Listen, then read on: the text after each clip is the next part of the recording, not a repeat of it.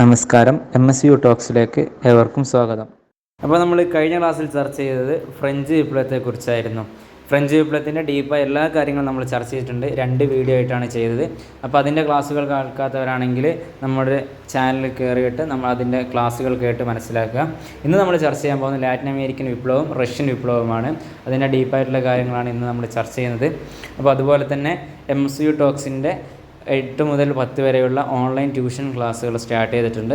അപ്പോൾ അതിൽ താല്പര്യമുള്ള ആളുകൾ ഈ താഴെയുള്ള നമ്പറിൽ കോൺടാക്റ്റ് ചെയ്ത് അതിലേക്ക് അഡ്മിഷൻ എടുക്കുക.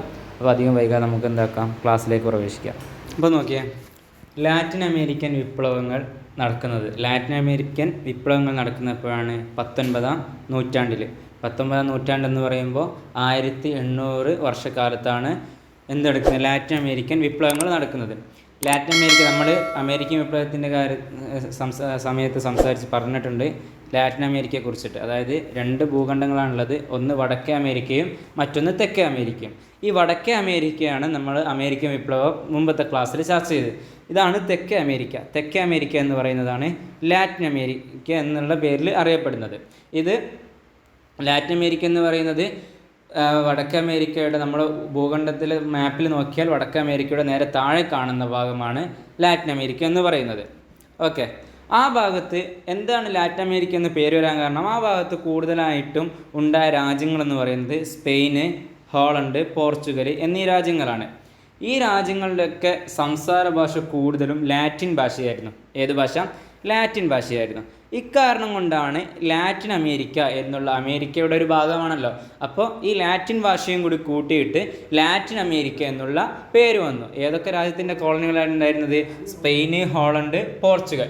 ഈ പോർച്ചുഗലൊക്കെ ഏതാണ്? യൂറോപ്യൻ കൺട്രികളായിരുന്നു. അപ്പോൾ ഇവരുടെ ഭാഷ എന്ന് പറഞ്ഞാൽ ലാറ്റിൻ ഭാഷ ആയ കാരണം കൊണ്ട് തന്നെ എന്തായി, അവിടെ ലാറ്റിൻ അമേരിക്ക എന്നുള്ള പേര് വന്നു. നമ്മൾ പറഞ്ഞു ഇത് 19-ാം നൂറ്റാണ്ടിലാണ് ലാറ്റിൻ അമേരിക്കൻ വിപ്ലവങ്ങളാണ്, ധാരാളം വിപ്ലവങ്ങൾ. അതായത് ഏകദേശം 1805 സ്റ്റാർട്ട് ചെയ്ത വിപ്ലവം അവസാനിക്കുന്നത് 1870-ലാണ്. 1870.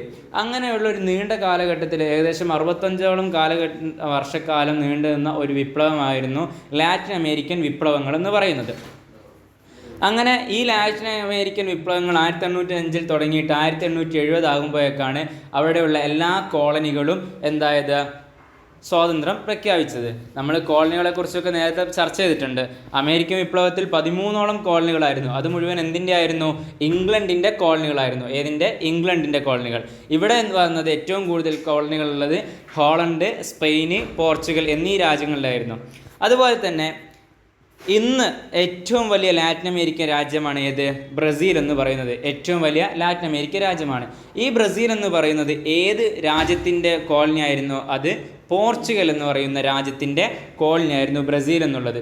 നമ്മൾ പറഞ്ഞു ഇന്നത്തെ ഏറ്റവും വലിയ രാജ്യമാണ്, ലാറ്റിൻ അമേരിക്കൻ രാജ്യമാണ് ബ്രസീൽ. ഈ ബ്രസീൽ പോർച്ചുഗൽ എന്ന് പറയുന്ന രാജ്യത്തിൻ്റെ കോളനി ആയിരുന്നു. ഓക്കെ, ഇനി നമ്മൾ 3 ആളുകളെക്കുറിച്ചാണ് ചർച്ച ചെയ്യുന്നത്. ഇതിൽ പ്രധാനമായിട്ടും നമ്മൾ ഓർത്തു വെക്കേണ്ട 3 ആളുകളാണ്. 1 Francisco Miranda, 2 Simon Bolivar, 3 San Martin. ആരൊക്കെ? Francisco Miranda, Simon Bolivar, San Martin എന്ന് പറയുന്ന 3 ആളുകൾ. ഈ 3 ആളുകളെ കുറിച്ചാണ് ഇനി നമ്മൾ ഇതിൽ ചർച്ച ചെയ്യുന്നത്. ഇതിൽ ലാറ്റിൻ അമേരിക്കൻ വിപ്ലവങ്ങളിൽ ഏറ്റവും പ്രധാനപ്പെട്ട 3 ആളുകളാണ് ഈ 3 പേര്, ഫ്രാൻസിസ്കോ മിറാണ്ട അടക്കമുള്ള. ആദ്യം നമ്മൾ ഫ്രാൻസിസ്കോ മിറാണ്ടയെ കുറിച്ചാണ് പറയുന്നത്. ഈ ലാറ്റിൻ അമേരിക്കൻ വിപ്ലവങ്ങളുടെ തുടക്കം എന്ന് പറയുന്നത് അത് ഫ്രാൻസിസ്കോ മിറാണ്ടയിൽ നിന്നാണ്. എങ്ങനെ? ലാറ്റിൻ അമേരിക്കൻ വിപ്ലവങ്ങളുടെ തുടക്കം എന്ന് പറയുന്നത് അത് ഫ്രാൻസിസ്കോ മിറാണ്ടയിൽ നിന്നാണ്. പക്ഷേ നിർഭാഗ്യവശാൽ ലാറ്റിൻ അമേരിക്കൻ വിപ്ലവങ്ങളുടെ തുടക്കം ആരിൽ നിന്നാണ്? ഫ്രാൻസിസ്കോ മിറാണ്ടയിൽ നിന്നാണെങ്കിലും പക്ഷെ അദ്ദേഹത്തിന് എന്താക്കിയിട്ടില്ല, വിപ്ലവങ്ങൾ വിജയിപ്പിക്കാൻ സാധിച്ചിട്ടില്ല. അദ്ദേഹത്തിൻ്റെ വിപ്ലവങ്ങളൊന്നും വിജയിച്ചിട്ടില്ല.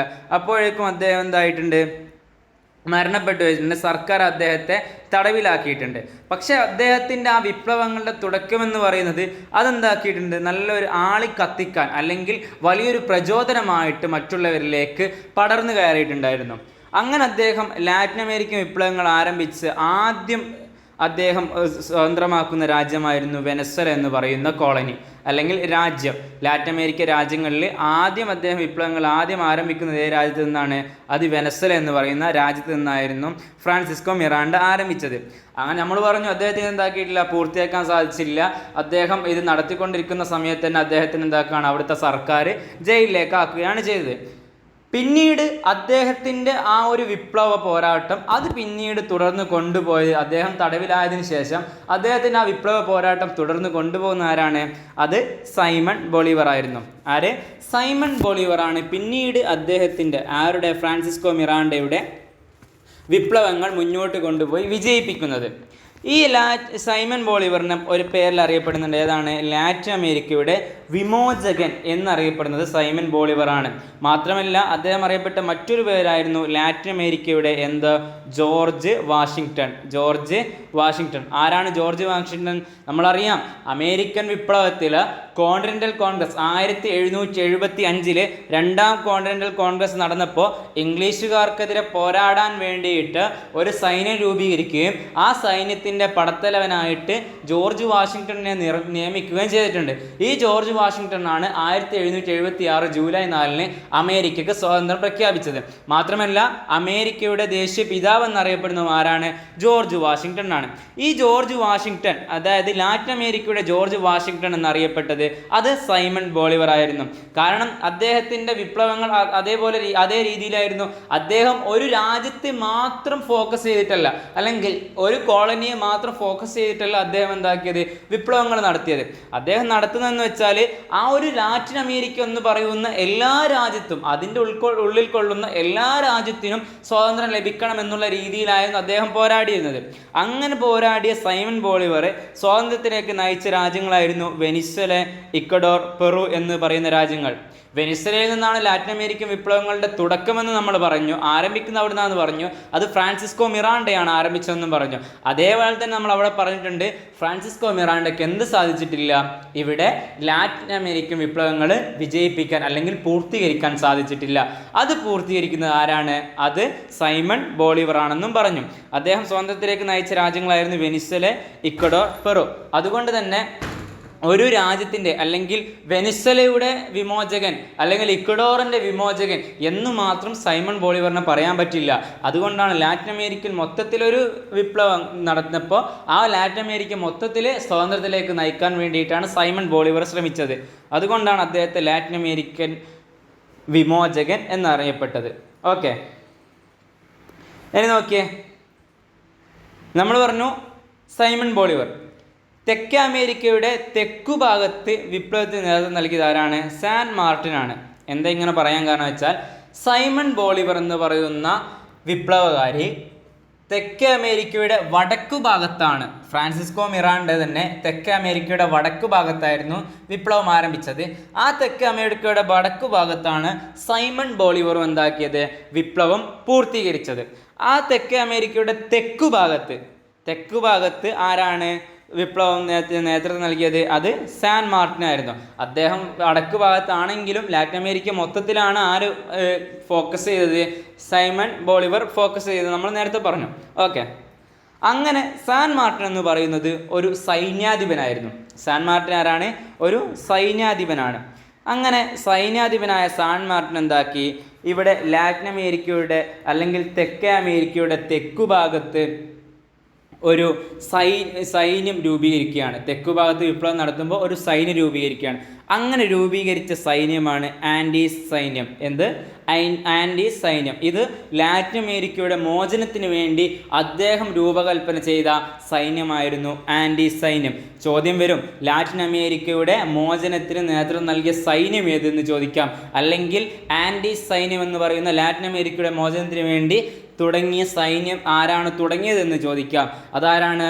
അത് സാൻ മാർട്ടിൻ ആണ്. അതുപോലെ ഏതാ സൈന്യം എന്ന് ചോദിച്ചാൽ ആൻഡീസ് സൈന്യമാണ്. അത് തമ്മിൽ മാറിപ്പോകാൻ പാടില്ല. അപ്പോൾ മൂന്നാളുകളാണ് നമ്മൾ പറഞ്ഞത്. ഒന്ന് ഫ്രാൻസിസ്കോ മിറാണ്ട, അദ്ദേഹമാണ് ലാറ്റിൻ അമേരിക്കൻ വിപ്ലവങ്ങൾ സ്റ്റാർട്ട് ചെയ്യുന്നത്. അത് പൂർത്തീകരിച്ചതാരാണ്? Simon Bolivar. പിന്നീട് അതിൻ്റെ തെക്കേ അമേരിക്കയുടെ തെക്കുഭാഗത്ത് നേതൃത്വം നൽകിയത് സാൻ മാർട്ടിൻ ആണ്. ഓക്കെ, അങ്ങനെ സാൻ മാർട്ടിൻ സ്വാതന്ത്ര്യം നേടിക്കൊടുത്ത രാജ്യം ഏതാണ്? അത് അർജൻറ്റീനയാണ്. ഏതാണ്? അർജൻറ്റീനയാണ്. അർജൻറ്റീന ഏത് രാജ്യത്ത് നിന്നാണ് സാൻ മാർട്ടിൻ സ്വാതന്ത്ര്യം നേടിക്കൊടുക്കുന്നത്? അത് സ്പെയിനിൻ്റെ കോളനി ആയിരുന്നു ആര്? അർജൻറ്റീന. ഈ സ്പെയിനിൽ നിന്നാണ് അർജൻറ്റീനയെ മോചനം നൽകി കൊടുക്കുന്നത്. നമ്മളിന്ന് കൂടുതലായിട്ടും ഉണ്ടായിരുന്നത് സ്പെയിന്, ഹോളണ്ട്, പോർച്ചുഗൽ ഈ 3 രാജ്യത്തിൻ്റെ കോളനികളായിരുന്നു കൂടുതലായിട്ടും ലാറ്റിൻ അമേരിക്കയിൽ ഉണ്ടായിരുന്നത്. ഈ ലാറ്റിൻ അമേരിക്കയിലെ സ്പെയിൻ എന്ന രാജ്യത്തിൻ്റെ കോളനിയായ അർജൻറ്റീന എന്ന രാജ്യമാണ് സാൻ മാർട്ടിൻ എന്താക്കുന്നത്? സ്വാതന്ത്ര്യം നേടിക്കൊടുത്ത രാജ്യം. ഓക്കെ, ഇനിയും ഒരു കാര്യം കൂടി നോക്കാം. ലാറ്റിൻ അമേരിക്കൻ വിപ്ലവത്തിൽ ഒരു തുള്ളി രക്തം ചിന്താതെ സ്വാതന്ത്ര്യം നേടിയ രാജ്യം ഏതാണ്? ബ്രസീൽ.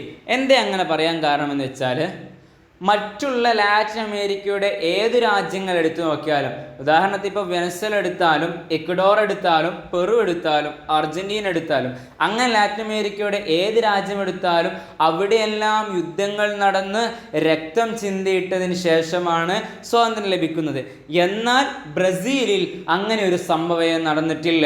രക്തരഹിത വിപ്ലവം എന്ന് ഇംഗ്ലണ്ടിനെ വിശേഷിപ്പിച്ചതുപോലെ ഇംഗ്ലണ്ടിലെ രക്തരഹിത വിപ്ലവം നമ്മൾ പറഞ്ഞിട്ടുണ്ട്. അവിടെ നിന്ന് എന്താക്കിയാണ്? രാജാവ് നാട് വിട്ടതാണ്. ഒരു യുദ്ധവും നടത്താതെ ആവശ്യമുള്ള സാധനങ്ങൾ എടുത്ത് നാട് വിട്ടതാണ്. അതുപോലെ ഒരു തുള്ളി രക്തം പോലും ഇവിടെ ചിന്താതെ സ്വാതന്ത്ര്യം നേടിയ രാജ്യമാണ് ബ്രസീൽ. എപ്പോഴാണ് നേടുന്നത്? 1822 ബ്രസീൽ സ്വാതന്ത്ര്യം നേടിയത്. വർഷം ഓർത്ത് വെക്കണം. ബ്രസീൽ സ്വാതന്ത്ര്യം നേടിയത് എപ്പോഴാണെന്ന് ചോദിച്ചാൽ എപ്പോഴാണ്? 1822. അപ്പോൾ ഇത്രയും കാര്യങ്ങളാണ് ലാറ്റിൻ അമേരിക്കൻ വിപ്ലവത്തിൽ നമുക്ക് ചർച്ച ചെയ്യാനുള്ളത്. അപ്പോൾ എക്സാമിന് വരേണ്ട എല്ലാ ഭാഗങ്ങളും നമ്മൾ കവർ ചെയ്തിട്ടുണ്ട്. ശ്രദ്ധിച്ച് മനസ്സിലാക്കി പഠിക്കുക. ഓക്കെ, ഇനി നമ്മൾ ചർച്ച ചെയ്യാൻ പോകുന്നത് റഷ്യൻ വിപ്ലവത്തെക്കുറിച്ചാണ്. Russian revolution. ഈ റഷ്യൻ റവല്യൂഷൻ അല്ലെങ്കിൽ റഷ്യൻ വിപ്ലവം തുടങ്ങുന്നത് എപ്പോഴാണ്? 1917, ഏകദേശം 20-ാം നൂറ്റാണ്ട്. ഇപ്പോൾ 1917 എന്ന് പറയുമ്പോൾ 20-ാം നൂറ്റാണ്ടിൽ. ഈ 20-ാം നൂറ്റാണ്ടിലാണ് റഷ്യൻ വിപ്ലവം സ്റ്റാർട്ട് ചെയ്യുന്നത്. നമ്മൾ ഇവിടെ റഷ്യൻ വിപ്ലവം പഠിക്കുമ്പോൾ 3 ആളുകളെ നമ്മൾ നിർബന്ധമായിട്ടും ഓർത്തു വെക്കണം. ഒന്ന് സാർ, മറ്റൊന്ന് സാറിന, മറ്റൊന്ന് റാസ്പുടിൻ. ഈ 3 വ്യക്തികളെ നമ്മൾ ഓർത്തു വെക്കണം. ആരൊക്കെയാണ് സാർ, സാറിന, റാസ്പുടിൻ എന്നൊക്കെ നമുക്ക് ചർച്ച ചെയ്യാം. നോക്കിയേ, റഷ്യയിൽ ഭരിക്കുന്ന ചക്രവർത്തിമാർ അറിയപ്പെടുന്നത് ഏത് പേരിലാണ്? സാർ ചക്രവർത്തിമാർ. എങ്ങനെ? റഷ്യയിൽ ഭരിക്കുന്ന ചക്രവർത്തിമാർ ഏത് പേരിലാണ് അറിയപ്പെടുന്നത്? സാർ ചക്രവർത്തിമാർ. എങ്കിൽ ഫ്രാൻസിൽ ഭരിക്കുന്ന ഫ്രഞ്ച് വിപ്ലവത്തിൽ നമ്മൾ പറഞ്ഞു, ഫ്രാൻസിൽ ഭരിക്കുന്ന ചക്രവർത്തിമാർ ഏത് പേരിലായിരുന്നു അറിയപ്പെട്ടത്? ബൂർബൻ രാജാക്കന്മാർ. അതുപോലെ നമ്മൾ ഇംഗ്ലണ്ടിലും പറഞ്ഞിട്ടുണ്ട്, അതുപോലെ നമ്മൾ ഇപ്പം പറയുന്നു റഷ്യയിലും പറയുകയാണ്. ഇംഗ്ലണ്ടിൽ ആരായിരുന്നു? അത് ഇംഗ്ലണ്ടിലെ രാജാക്കന്മാർ സ്റ്റുവർട്ട് രാജാവ് എന്നായിരുന്നു പേരറിയപ്പെട്ടത്. അപ്പോൾ അതുപോലെ റഷ്യൻ ചക്രവർത്തിമാർ അറിയപ്പെട്ടത് സാർ ചക്രവർത്തിമാർ എന്നായിരുന്നു. ഈ സമയത്ത് റഷ്യൻ വിപ്ലവ സമയത്ത് റഷ്യൻ ചക്രവർത്തി അല്ലെങ്കിൽ സാർ ചക്രവർത്തി ആരായിരുന്നു? അത് നിക്കോളാസ് രണ്ടാമനായിരുന്നു. ആര്? നിക്കോളാസ് രണ്ടാമൻ. അതേപോലെ തന്നെ റഷ്യൻ ചക്രവർത്തിമാർ അറിയപ്പെട്ടത് സാർ ചക്രവർത്തി എന്നെങ്കിൽ റഷ്യൻ ചക്രവർത്തിമാരുടെ ഭാര്യമാർ അഥവാ രാജ്ഞിമാർ അറിയപ്പെട്ടത് സാറിന. ഏതാണ്? സാറിന എന്ന പേരിലാണ് അറിയപ്പെടുന്നത്. ഇനി ഇവിടെ നമ്മൾ പറഞ്ഞു സാർ, സാറിന. പിന്നെ നമ്മൾ പറഞ്ഞത് ഏതാണ്? റാസ്പുടിൻ. ആരാണ്? റാസ്പുടിൻ. ആരാണ് റാസ്പുടിന്? ഈ സാർ ചക്രവർത്തിയായ നിക്കോളാസ് രണ്ടാമനെയും സാറിനെയും അഥവാ ചക്രവർത്തിയെയും രാജ്ഞിയെയും സ്വാധീനത്തിൽ നിർത്തിയ ഒരു കള്ള സന്യാസിയായിരുന്നു ആര്? റാസ്പുടിൻ എന്നുള്ളത്. ഈ റാസ്പുടിനെ ആർക്കും, ജനങ്ങൾക്ക് തീരെ ഇഷ്ടമില്ലായിരുന്നു. കാരണം ഈ റാസ്പുടിൻ ഭരണകാര്യങ്ങളിൽ ഇടപെട്ട് തൻ്റേതായ ഇഷ്ടങ്ങൾക്കനുസരിച്ചുള്ള രീതിയിൽ ഭരണം നടത്തിക്കൊണ്ടുപോകാൻ ശ്രമിച്ചിരുന്നു. കാരണം ഈ ജനങ്ങൾക്കൊന്നും ഇഷ്ടമില്ലെങ്കിലും രാജാവ് രാജ്ഞി എന്താണ്, ഈ റാസ്പുടിന് വളരെയേറെ ബഹുമാനവും ആദരവും നൽകിയിരുന്നു. അതുപോലെ തന്നെ കൊട്ടാരത്തിലുള്ള കൊട്ടാര നിവാസികൾക്ക് തന്നെ റാസ്പുടിനെ തീരെ ഇഷ്ടമില്ലായിരുന്നു. അങ്ങനെ ഇരിക്കുമ്പോഴാണ് ഒരിക്കൽ റാസ്പുടിനെ വിഷം നൽകി കൊട്ടാരക്കാർ തന്നെ റാസ്പുടിനെ വധിക്കുകയാണ്. കൊട്ടാരക്കാരനെ വിഷം നൽകി റാസ്പുടിനെ വധിച്ചു കളഞ്ഞിട്ടുണ്ട്. ഓക്കെ, ഇനി നമുക്ക് റഷ്യൻ വിപ്ലവത്തിലേക്ക് കടക്കാം. റഷ്യൻ വിപ്ലവത്തിൻ്റെ പശ്ചാത്തലം എന്താണെന്ന് നമ്മൾ ആദ്യം നോക്കണം. റഷ്യൻ വിപ്ലവത്തിൻ്റെ പശ്ചാത്തലം, റഷ്യൻ വിപ്ലവം ഉണ്ടാകാൻ കാരണം, എങ്ങനെയാണ് റഷ്യൻ വിപ്ലവത്തിലേക്ക് നയിക്കുന്നത് എന്നുള്ളത് നമുക്ക് ചർച്ച ചെയ്യണം. നമ്മൾ പറഞ്ഞു ഫ്രഞ്ച് വിപ്ലവം ചർച്ച ചെയ്തപ്പോൾ അവിടെ നമ്മൾ പറഞ്ഞിട്ടുണ്ട് ഫ്രഞ്ച് വിപ്ലവത്തിൽ എന്തായിരുന്നു പ്രശ്നം? അവിടെ സാമ്പത്തിക മാന്ദ്യം, ദാരിദ്ര്യം എന്നീ വിഷയങ്ങളായിരുന്നു വല്ലാതെ ഫ്രഞ്ച് വിപ്ലവത്തിലേക്ക് നയിച്ച സാഹചര്യങ്ങൾ. അതേ സാഹചര്യം തന്നെയാണ് റഷ്യൻ വിപ്ലവത്തിൻ്റെയും പശ്ചാത്തലം. ഫ്രഞ്ച് വിപ്ലവത്തിൽ എന്താണോ സാഹചര്യം, ആ സാഹചര്യം തന്നെയാണ് റഷ്യൻ വിപ്ലവത്തിലേക്കും നയിച്ച സാഹചര്യം. അങ്ങനെ റഷ്യൻ വിപ്ലവം നടക്കുന്നത് നമ്മൾ പറഞ്ഞു 1917 അതിനു മുമ്പ് തന്നെ ഇവിടെ ഒരു ഡെമോക്രാറ്റിക് പാർട്ടി വരികയാണ്. Russian socialist democratic labour party രൂപീകരിച്ചു. എപ്പോഴാണ്? 1898. എപ്പോൾ? Russian socialist democratic labour party. ഇത് റഷ്യൻ വിപ്ലവത്തിലേക്ക് വേണ്ടി സാധാ ജനങ്ങൾ ഉണ്ടാക്കിയ ഒരു പാർട്ടിയാണ്. നമ്മൾ പറഞ്ഞു ആ സമയത്ത് അവിടെ വളരെയേറെ സാമ്പത്തിക മാന്ദ്യമുണ്ട്. എല്ലാ ജനങ്ങളും അവിടെ ദാരിദ്ര്യത്തിൽ മുങ്ങിക്കിടക്കുകയാണ്. ഫ്രഞ്ച് വിപ്ലവത്തിൽ എന്തായിരുന്നു സംഭവം? അതേ സംഭവം തന്നെയാണ് ഇവിടെ ഉണ്ടായിരുന്നത്. വളരെ വലിയ കടക്കണിയിലാണ് രാജ്യമുള്ളത്. വളരെ വലിയ ദാരിദ്ര്യത്തിലേക്ക് താഴ്ന്നു പോയിട്ടുണ്ട്. അതുപോലെ തന്നെ വളരെ വലിയ സാമ്പത്തിക മാന്ദ്യം, ഭക്ഷണം കിട്ടാത്ത അവസ്ഥ പോലും റഷ്യയിൽ ഉണ്ടായിട്ടുണ്ട്. ഈ സമയത്ത് ഇതിനെതിരെ രാജാവ് ഒന്നും ചെയ്യാത്തത് കണ്ടപ്പോൾ അവിടെ ഉണ്ടാക്കിയ ഒരു പാർട്ടിയായിരുന്നു Russian socialist democratic labour party എന്ന് പറയുന്നത്. ഓക്കെ, പിന്നീട് കാലക്രമേണ ഈ റഷ്യൻ സോഷ്യലിസ്റ്റ് ഡെമോക്രാറ്റിക് പാർട്ടി രണ്ട് അഭിപ്രായ ഭിന്നങ്ങളായിട്ട് മാറുകയാണ്. എപ്പോൾ? 1903 ഏകദേശം 5 വർഷങ്ങൾക്ക് ശേഷം 1898 ഈ പാർട്ടി രൂപീകരിച്ചു. 1903 എന്താക്കുകയാണ്? പാർട്ടി രണ്ടായി തിരിയുകയാണ്.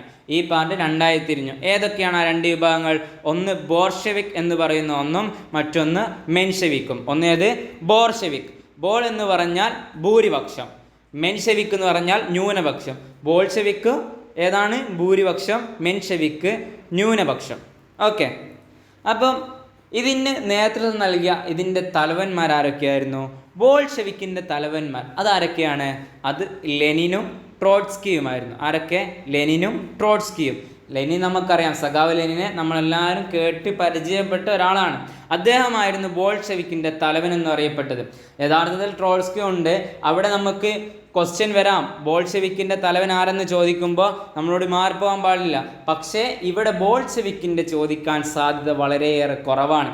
കാരണം ബോൾഷെവിക്കിൻ്റെ ചോദിക്കുമ്പോൾ നമ്മൾ പെട്ടെന്ന് ലെനിൻ ഓപ്ഷൻ കാണുമ്പോൾ ലെനിൻ അങ്ങ് ഇട്ടുകൊടുക്കും. ഇവിടെ മെൻഷെവിക്കിൻ്റെ തലവൻ ആരാണ്? കെറൻസ്കി. ഈ മെൻഷെവിക്കിൻ്റെ തലവൻ ആര് എന്ന് ക്വസ്റ്റ്യനിൽ ചോദിക്കാം. അപ്പോൾ ഓപ്ഷനിൽ അവിടെ എന്ത് കൊടുക്കും? ലെനിന് കൊടുക്കാം, ട്രോട്സ്കി കൊടുക്കും, കെറൻസ്കി കൊടുക്കും. ഇതൊക്കെ കാണുമ്പോൾ നമ്മൾ ലെനിനും അവിടെ നമ്മൾ ആൻസർ ചെയ്യാൻ ഏതാണ് നോക്കുക? ലെനിനാണ് ആൻസർ ചെയ്യാൻ നോക്കുക. കാരണം നമ്മൾ റഷ്യൻ വിപ്ലവം എന്ന് കേൾക്കുമ്പോൾ തന്നെ നമ്മുടെ മൈൻഡിലേക്ക് ഓടി വരുന്ന ആദ്യം തന്നെ ലെനിനായിരിക്കും. അത് കാരണത്താൽ തന്നെ സഖാവ് ലെനിൻ എന്നുള്ള ആ പേര് കാണുമ്പോൾ നമ്മൾ എന്താക്കും? അവിടെ ലെനിന് ടിക്ക് കൊടുക്കും. അതോടുകൂടെ നമ്മുടെ മാർക്ക് അവിടെ നിന്ന് എന്താവും? പോയി പോകും, നഷ്ടപ്പെട്ടു പോകും. അതുകൊണ്ട് എന്താക്കാൻ പാടില്ല? കെറൻസ്കി. ഈ ആരൊക്കെയാണ് തലവന്മാരെന്നുള്ളത് മാറിപ്പോകാൻ പാടില്ല. മെൻഷെവിക്കിൻ്റെ തലവൻ എന്ന് പറയുന്നത് അത് കെറൻസ്കിയാണ്. ലെനിൻ ബോൾഷെവിക്കിൻ്റെ തലവനാണ്. ഇത് രണ്ടും തമ്മിൽ എന്താകാൻ പാടില്ല? മാറിപ്പോകാൻ പാടില്ല. ഓക്കെ, അങ്ങനെ 1903 ഇത് രണ്ടായി വിഭജിക്കുകയാണ്. നമ്മൾ പറഞ്ഞു ഇവിടെ സാമ്പത്തിക മാന്ദ്യം നിലനിന്നുകൊണ്ടിരിക്കുകയാണ്. അവിടെ അതിൽ നിന്ന് മുക്തി നേടിയിട്ടില്ല രാജ്യം. റഷ്യ അതിൽ നിന്ന് മുക്തി നേടിയിട്ടില്ല. അതേപോലെ തന്നെ നടന്നു പോയിക്കൊണ്ടിരിക്കുകയാണ്. അങ്ങനെ 1905 ആയിരിക്കുമ്പോൾ അവിടെ റഷ്യയും ജപ്പാനും തമ്മിൽ യുദ്ധം നടക്കുന്നു. ഈ റഷ്യൻ രാജാവായ നിക്കോളാസ് രണ്ടാമനും ജപ്പാനും തമ്മിൽ യുദ്ധം നടക്കുന്നു. ഇതവിടെയുള്ള സാധാരണ ജനങ്ങൾക്ക് ആർക്കും തന്നെ ഇഷ്ടപ്പെട്ടില്ല. കാരണം അല്ലാതെ തന്നെ രാജ്യം വളരെയേറെ കടക്കണിയിലും സാമ്പത്തിക മാന്ദ്യത്തിൽ ഇരിക്കുന്ന സമയത്ത് തന്നെ ഇവിടെ ഇങ്ങനെ ഒരു യുദ്ധം അത് എന്താക്കിയിട്ടില്ല? റഷ്യൻ ജനങ്ങളെ നല്ല രീതിയിൽ ക്ഷതമേൽപ്പിച്ചു. മാത്രവുമല്ല, ഇങ്ങനെ യുദ്ധം നടത്തിയ സമയത്ത് ഇവിടെ റഷ്യ ജയിച്ചാൽ പ്രശ്നമില്ല. പക്ഷേ നമ്മൾ പറഞ്ഞു സാമ്പത്തികമായിട്ടും എല്ലാം കൊണ്ടും തന്നെ റഷ്യ താഴ്ന്നു നിൽക്കുമ്പോൾ ജപ്പാൻ വളരെ സുഖകരമായിട്ട് റഷ്യയോട് വിജയം കൈവരിച്ചു ജപ്പാൻ. അതോടുകൂടെ എല്ലാ ജനങ്ങളും നിക്കോളാസ് രണ്ടാമൻ അവിടുത്തെ ചക്രവർത്തിയോട് വളരെ വലിയ രൂക്ഷകുലരായിട്ട് കൊട്ടാരത്തിലേക്ക് പോവുകയാണ്. ഈ സമയത്ത് നമ്മൾ പറഞ്ഞു ആരാണ് യുദ്ധം നടത്തുന്നത്? നിക്കോളാസ് രണ്ടാമനാണെന്ന് പറഞ്ഞു. അങ്ങനെ അവിടുന്ന് സാർ ചക്രവർത്തിയുടെ കൊട്ടാരത്തിലേക്ക് സാമ്പത്തിക പരിഷ്കരണം ആവശ്യപ്പെട്ടുകൊണ്ട് എന്താക്കുകയാണ്? സമാധാനപരമായിട്ട് ഒരു പ്രശ്നവുമൊന്നുമില്ലാതെ നല്ല രീതിയിൽ ഒരു സമാധാനപരമായിട്ടുള്ള ഒരു ദണ്ഡിയാത്ര അല്ലെങ്കിൽ ഒരു പ്രഖ്യാപന യാത്ര അല്ലെങ്കിൽ ഒരു പ്രകടന യാത്ര എന്താക്കുകയാണ്? നടത്തുകയാണ്. അതും ഒരു പുരോഹിതൻ്റെ കീഴിൽ. ഒരു പുരോഹിതൻ്റെ കീഴെന്ന് പറയുമ്പോൾ തന്നെ അവിടെ സമാധാനപരമായ രീതിയിലായിരിക്കും മുന്നോട്ട് പോയതെന്ന് നമുക്ക് ചിന്തിച്ചാൽ തന്നെ മനസ്സിലാകും. പക്ഷേ ഇങ്ങനെ സമാധാനപരമായി വന്ന യാത്രയിൽ അവിടെ എന്താക്കുകയാണ്, അന്നത്തെ നിക്കോളാസ് രണ്ടാമൻ സർ ചക്രവർത്തി അവിടുത്തെ പട്ടാളത്തിന് ഈ ജനങ്ങളിലേക്ക് അയച്ചുവിട്ടു. മാത്രമല്ല ആ പട്ടാളക്കാർ ഈ ജനങ്ങളിലേക്ക് തുരുതാര വെടിയുയർത്തുകയും അതിൽ 100ഓളം ജനങ്ങൾ അവിടുന്ന് വധിക്കപ്പെട്ടു, കൊല്ലപ്പെട്ടു. 100ഓളം ജനങ്ങൾ നിഷ്പ്രയാസം കൊല്ലപ്പെടുകയാണ്. ഒരു പ്രശ്നവുമില്ല. നല്ല രീതിയിലാണ് ഇവർ യാത്ര പോയത്, നല്ല രീതിയിലാണ് ഇവരെന്താക്കിയത്, അവിടെ പ്രകടനം നടത്തുന്നത്. പക്ഷെ എന്താക്കുന്നില്ല, അങ്ങനെ പ്രകടനം നടത്തിയത് നല്ല രീതിയിലാണെങ്കിലും നിക്കോളാസ് രണ്ടാമൻ എന്താക്കി, അവിടെ യുദ്ധം പോലെയാണ് കണ്ടത്. അവിടെ എന്താക്കി, പട്ടാളക്കാർ അയച്ച് 100ഓളം ആളുകൾ കൊല്ലപ്പെട്ടു. ഇതെപ്പോഴാണ് നടന്നത്? 1905. ഇതൊരു ഞായറാഴ്ചയായിരുന്നു നടക്കുന്നത്. അതുകൊണ്ട് തന്നെ ഈ ഒരു ദിവസത്തെ ബ്ലഡി സൺഡേ എന്ന് വിശേഷിപ്പിച്ചു. ബ്ലഡി സൺഡേ എന്ന് വിശേഷിപ്പിച്ചു. അപ്പോൾ ഇതൊന്നും വലിയ ക്വസ്റ്റ്യനിൽ വരുമ്പോൾ ബ്ലഡി സൺഡേ എന്നുള്ള ഇതിനെ ഞാൻ ഇത്രയും വിശദീകരിച്ച് പറയാൻ കാരണം എന്താ, ഇവിടെ ജനങ്ങൾ എന്താക്കുകയാണ്, അങ്ങനെ വളരെ രൂക്ഷാകുലരായപ്പോൾ നിക്കോളാസ് രണ്ടാമൻ മനസ്സിലായി തൻ്റെ കയ്യിൽ നിൽക്കില്ലെന്ന് മനസ്സിലായപ്പോൾ എന്താക്കുകയാണ്, നിക്കോളാസ് രണ്ടാമൻ ജനങ്ങളോട് മാപ്പ് പറഞ്ഞു ഒത്തുതീർപ്പായി. ജനങ്ങളോട് മാപ്പ് പറഞ്ഞു ഒത്തുതീർപ്പായി. ഇതിൻ്റെ പരിണാമ ഫലമായിട്ട്, ഇതിൻ്റെ ഒരു വിജയം എന്ന രീതിയിൽ റഷ്യക്ക് എന്തായി, ഒരു പാർലമെൻറ്റ് ഉണ്ടായി. ഒരു പാർലമെൻറ്റ് ഉണ്ടാവുകയാണ് റഷ്യക്ക്. ആ പാർലമെൻറ്റിൻ്റെ പേരാണ് ഏത്? ഡ്യൂമ. ഡ്യൂമ എന്ന് പറയുന്ന റഷ്യക്ക് ഒരു പാർലമെൻറ്റ് ഉണ്ടാവുകയാണ്. പാർലമെൻറ്റ് എന്ന് പറയുമ്പോൾ വേറൊരു കാര്യം ഓർക്കണം, പാർലമെൻറ്റിൻ്റെ മാതാവാരാണ്? അത് ബ്രിട്ടീഷുകാരാണ്. അങ്ങനെയെങ്കിൽ വിപ്ലവങ്ങളുടെ മാതാവ് എന്ന് പറയുന്നതോ അത് ഫ്രഞ്ച് വിപ്ലവമാണ്. ഇത് രണ്ടും ഞാൻ കണക്ട് ചെയ്ത് പറഞ്ഞതേ ഉള്ളൂ. ഇത് പറഞ്ഞപ്പോൾ ഒന്ന് കണക്ട് ചെയ്ത് നിങ്ങളൊന്ന് ഓർമ്മിപ്പിച്ചോ എന്നേ ഉള്ളൂ. ഓക്കെ, അങ്ങനെ ബ്ലഡി സൺഡേ കാരണം ഉണ്ടായ ഒരു നല്ലൊരു കാര്യമായിരുന്നു ഏത്? റഷ്യൻ പാർലമെൻറ്റ് എന്ന് പറയുന്നത്. ഇതിൽ ലെനിൻ പറയുന്നുണ്ട്, റഷ്യൻ വിപ്ലവത്തിൻ്റെ മുന്നൊരുക്കം എന്ന് ലെനിൻ വിശേഷിപ്പിച്ചതാണ് 1905 ഈ വിപ്ലവമാണ്. ഏത്? ബ്ലഡി സൺഡേ എന്ന് പറയുന്ന ഈ വിപ്ലവമാണ് എന്താക്കുന്നത്, റഷ്യൻ വിപ്ലവത്തിൻ്റെ മുന്നൊരുക്കമെന്ന് ലെനിൻ വിശേഷിപ്പിച്ചത്. കാരണം അത്രയും വലിയൊരു പ്രക്ഷോഭമായിരുന്നു അവിടെ നടന്നത്. നല്ല സമാധാനപരമായ രീതിയിൽ മുന്നോട്ട് പോയ ജനങ്ങളിലേക്ക് രാജാവ് അവിടുന്ന് അതിക്രൂരമായ രീതിയിൽ പ്രതികരിച്ചപ്പോൾ ജനങ്ങളെല്ലാം എന്താക്കി, വീണ്ടും അവിടുന്ന് രോക്ഷാകുലരായപ്പോൾ ജനങ്ങളോട് രാജാവ് മാപ്പ് പറയുകയും അതിൻ്റെ പരിണാമ ഫലമായിട്ട് അവിടെ എന്താവുകയാണ്, അവിടെ ഒരു പാർലമെൻറ്റ് ഉണ്ടായി. എന്ത് പേരിൽ? ഡ്യൂമ എന്നുള്ള പേര്. ഓക്കെ, അപ്പോൾ ഇന്നത്തെ ക്ലാസ് എല്ലാവർക്കും മനസ്സിലായെന്ന് വിചാരിക്കുന്നു. നമ്മൾ ആദ്യം ചർച്ച ചെയ്ത് ലാറ്റിൻ അമേരിക്കൻ വിപ്ലവങ്ങളായിരുന്നു. അതിൽ മെയിനായിട്ട് 3 ആളുകളാണ് നമ്മൾ ഓർത്ത് വെക്കേണ്ടത്. ഒന്ന് ആരാണ്? Francisco Miranda, 2 Simon Bolivar, 3 San Martin. ഈ 3 ആളുകളാണ് നമ്മൾ ഒന്നാമത് ഓർത്ത് വെക്കേണ്ടത്. ലാറ്റിൻ അമേരിക്കൻ വിപ്ലവങ്ങൾ ആരംഭിക്കുന്നത് 19ാം നൂറ്റാണ്ടിൽ, ഏകദേശം 1805 മുതൽ 1870 വരെയാണെന്ന് നമ്മൾ ചർച്ച ചെയ്തു. പിന്നെ നമ്മൾ ചർച്ച ചെയ്ത് റഷ്യൻ വിപ്ലവമാണ്. റഷ്യൻ വിപ്ലവം 1917, ഏകദേശം 20ാം നൂറ്റാണ്ടിലാണ് ആരംഭിക്കുന്നതെന്ന് പറഞ്ഞു. അതിനു മുമ്പ് നടന്ന ബ്ലഡി സൺഡേ, 1905 നടന്ന ബ്ലഡി സൺഡേയും റഷ്യയും ജപ്പാനും തമ്മിൽ 1903 നടന്ന റഷ്യൻ ജപ്പാൻ യുദ്ധവും നമ്മൾ ചർച്ച ചെയ്തു കഴിഞ്ഞു. ഇനി നമുക്ക് റഷ്യൻ വിപ്ലവത്തിൻ്റെ ബാക്കി ക്ലാസ് നമുക്ക് അടുത്ത ദിവസം കാണാം. അപ്പോൾ എല്ലാവരും ഈ ക്ലാസ്സുകൾ നല്ല രീതിയിൽ മനസ്സിലാക്കി പഠിച്ച് ക്ലിയറായി നല്ല രീതിയിൽ തന്നെ പഠിച്ച് മുന്നോട്ട് പോവുക. ഇതിൻ്റെ മുമ്പത്തെയുള്ള ഫ്രഞ്ച് വിപ്ലവം, അമേരിക്കൻ വിപ്ലവം ക്ലാസ്സുകൾ കേൾക്കാത്തവരാണെങ്കിൽ അതിൻ്റെ ലിങ്ക് നമ്മുടെ ഡിസ്ക്രിപ്ഷൻ ബോക്സിലുണ്ട്. അതുപോലെ തന്നെ അത് നമ്മളുടെ ചാനൽ കൃത്യമായി കൊടുത്തിട്ടുണ്ട്. അപ്പോൾ അത് കണ്ട് ക്ലാസ്സുകൾ മനസ്സിലാക്കി പഠിക്കുക. നിങ്ങൾ ഈ ചാനൽ ആദ്യമായിട്ടാണ് കാണുന്നതെങ്കിൽ MSVU ടോക്സ് എന്ന് പറയുന്ന ഈ ചാനൽ സബ്സ്ക്രൈബ് ചെയ്യുക, ലൈക്ക് ചെയ്യുക, ഷെയർ ചെയ്യുക. നിങ്ങളുടെ ഓരോ സബ്സ്ക്രൈബും ലൈക്കുമാണ് നമ്മുടെ സപ്പോർട്ട് ചെയ്യുന്നത്. അതാണ് നമുക്ക് ഈ ചാനലിലേക്ക് ഓരോന്നും ചെയ്യാനുള്ള മോട്ടിവേഷൻ നൽകുന്നത്. അപ്പോൾ ഇന്നത്തെ ക്ലാസ് ഇവിടെ വൈൻഡപ്പ് ചെയ്യുന്നു. എല്ലാവർക്കും നല്ലൊരു ദിനം ആശംസിച്ച് നിർത്തുന്നു. നന്ദി.